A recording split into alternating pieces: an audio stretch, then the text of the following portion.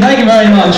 I'm going to be, I'm going to be brutally honest. This is the most amount of people I've ever seen go to an amplified, legacy open mic. So thank you for actually showing up. Most days it was just, oh well, I guess tonight's just turned into an excuse to drink. I've been reading a lot of philosophy. Don't worry, I'm not going to start boring you with the philosophy thing. This is just a story I think is hilarious to note. There's two philosophers that I sort of follow, Jean-Paul Sartre and Albert Camus. And Sartre and Camus used to be friends until one event in where Sartre's wife, a philosopher known Simone de Beauvoir, the French, offered to sleep with Camus. And so you'd imagine Sartre wasn't too happy about this. But not because Simone had offered to sleep with him, but because Camus said no. Can you just imagine that? Camus, I have heard Simone has offered to sleep with you. Ah, yes, I know. And Simone, she is very attractive, but for your sake I had to decline. So are you saying that my wife is too good for you then, huh? Pardon? Has anyone ever heard of this thing called Wolfkin? Yeah. We have an expert. Now, for those of you who don't know, Wolfkin is where the person spiritually believes that they are on the inside a wolf. Now, there's a high school that apparently has taken this very seriously. So they've allowed this student to wear a tail. And I can't go over this because back in my day, whenever I was in am I old enough to say back in my day?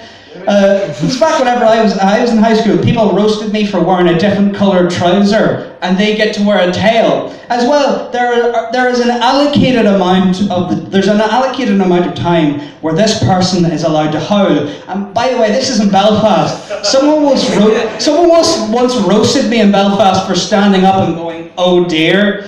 And they get to howl. But a lot of people would say, "Oh, this is politically correct, this gone mad, political correct, this gone mad." This is an unbelievably positive story in my book, ladies and gentlemen, because this is a school that seems to have done the impossible.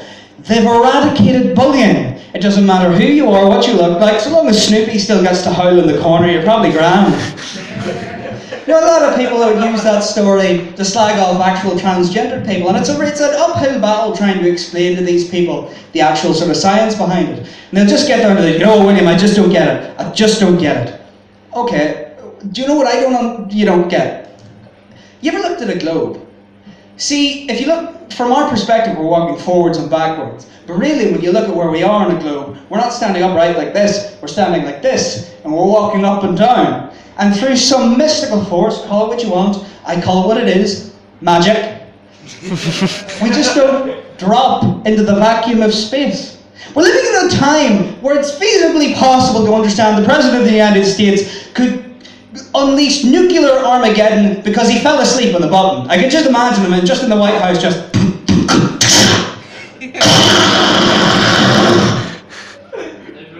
uh-oh, that's not room service.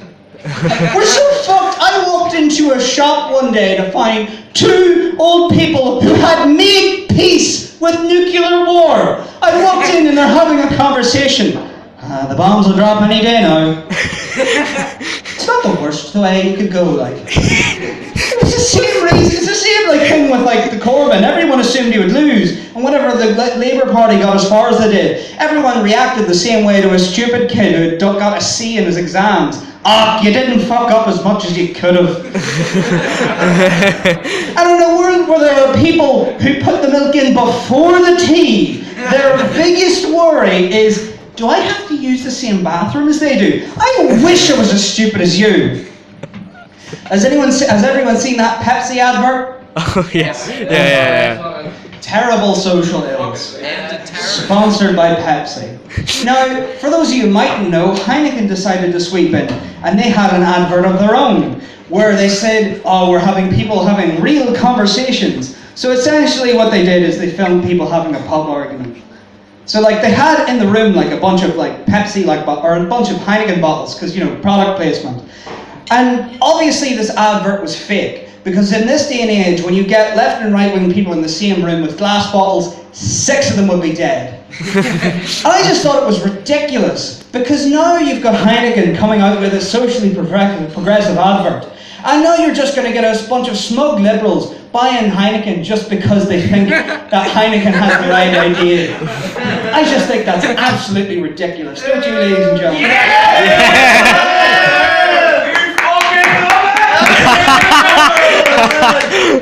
Wow, Heineken's doing better than I am right now. Oh, but of course, I've just got this because, of course, we're getting the news of the day from, like, soda and beer, so, I just figured I'd do it. Yeah, you're right, Heineken, I agree. Corbyn is a communist. Yes! Now, I'm experimenting a lot with sort of bringing liquor on stage.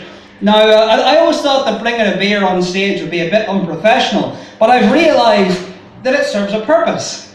This makes me look relaxed, and the appearance of an alcoholic beverage gives the illusion that I'm not terrified. It provides a barrier between me, you, and my social anxiety.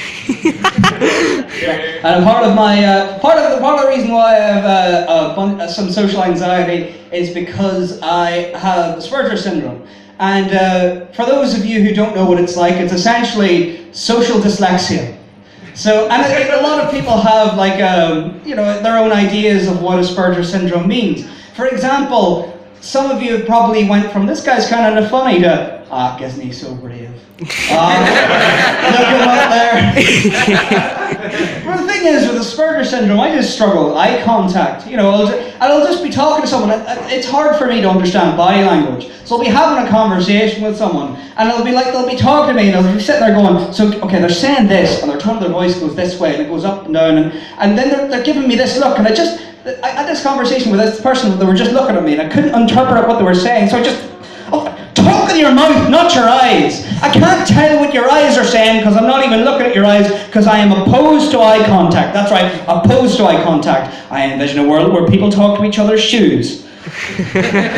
Everyone has to be direct and it promotes sensible footwear. And I had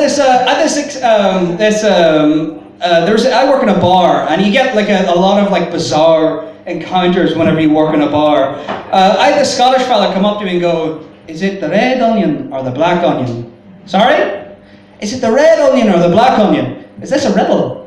No, I'm looking for the, no, you want the dirty onion. All right, well, it's somewhere that way, I'm not sure. Thought you were Irish.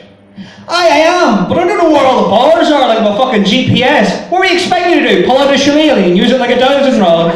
There's the bar, you see? I had to get to the gab. Fucking hell, you're Scottish. You're supposed to be as good at this as I am. And after that same bar, there was an event where 10 police officers armed with G36C assault rifles showed up outside. When they'd found the guy that they got, they tasered him. Now, based on that response, what did he do? Killed someone. Not quite. He stabbed someone. Now, stabbing someone is a serious crime, but it's not 10 assault rifles serious. What would have happened if he had a gun? 20 of them would have showed up with bazookas. How close is the armory to to the break room in that cop shop where every day they were walking past, ooh, any day now, we'll get to use the guns. I tell you what, it better have it, like, you'll have, like, when they get the call, Seamus is putting in his little pistol, turns around, and Jack's affixing a bayonet. What the hell's that for? Looks a knife, I don't want to get stabbed. It better have at least been a scary knife. Like, at minimum, a machete. Because if a Swiss Army knife warranted getting the squad out, guys, get down quickly, he's got the can opener out! There was the same event where I'm seeing, like in Belfast, I live in Belfast, and there's cops walking around with assault rifles. First time I seen this, there was 2 of them walking around the Belfast market. I thought that something would happen. It was just sort of like, I talked to one of the organisers out here, and sort of like, what the hell is this all about? Has something happened? Oh, after that whole Manchester event. Okay, so but that's the 2 things that the terrorists hate. Our freedom and our novelty cuisine. I felt so scared, but thank God Sergeant Sam is here protecting the kebabs. Thank God we have these heroes who's willing to dive on a grenade for a churro. What's the rifle gonna do? Is the bomb not gonna go off under threat of being shot? Oh dear. I realized as I stretched the definition of alcoholism that realize as I drink, that's the alcoholism talking. You can't talk right. But I'm realizing as I drink more and more, I'm starting to stretch the definition of what alcoholism means. I'm not an alcoholic. I'm a social drinker. I'm not an alcoholic. I just like one or two. I'm not an alcoholic. I just need drink to feel okay. It's like whenever you have Asperger's syndrome, the hangovers are much worse. Like, the hangover for me is I just wake up in the morning like, oh Jesus, what happened? You don't want to know. Oh fuck, something broken. Oh no, it's much worse than that. Oh no, I didn't, did I? Yep, you socialized. Oh no! Dude, you were so drunk you were maintaining eye contact. Ladies and gentlemen, thanks very much.